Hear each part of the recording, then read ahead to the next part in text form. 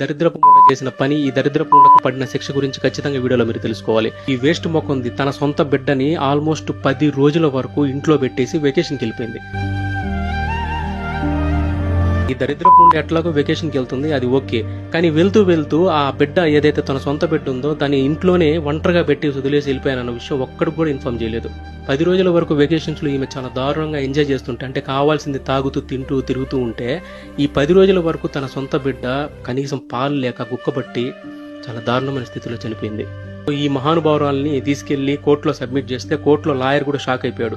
అసలు నీ కొద్ది కూడా పశ్చాత్తాపం కూడా నీ మొక్కలో కనిపించట్లేదని లాయర్ స్పష్టంగా మాట్లాడడం మొదలుపెట్టాడు. వితౌట్ ఎనీ పేరోల్, అంటే ఎక్కడ కూడా బెయిల్ ద్వారా కూడా ఈమె తప్పించుకోకుండా ఈమెకి లైఫ్ టైం వేసాడు అనమాట. సో నాకు తెలిసి లైఫ్ టైం అనేది కరెక్ట్ పనిష్మెంట్ కాదు. ఏ శిక్ష వేస్తే ఈ దరిద్రపు ముందుకు సరిగ్గా ఉంటుంది అనేది ఖచ్చితంగా ఫ్రెండ్స్ మీరు కామెంట్ బాక్స్ లో తెలియజేయండి. సో ఇలాంటి మరిన్ని ఇంట్రెస్టింగ్ విషయాలు మీ ముందుకు తీసుకెళ్లాలంటే మాత్రం లైక్ అండ్ సబ్స్క్రైబ్.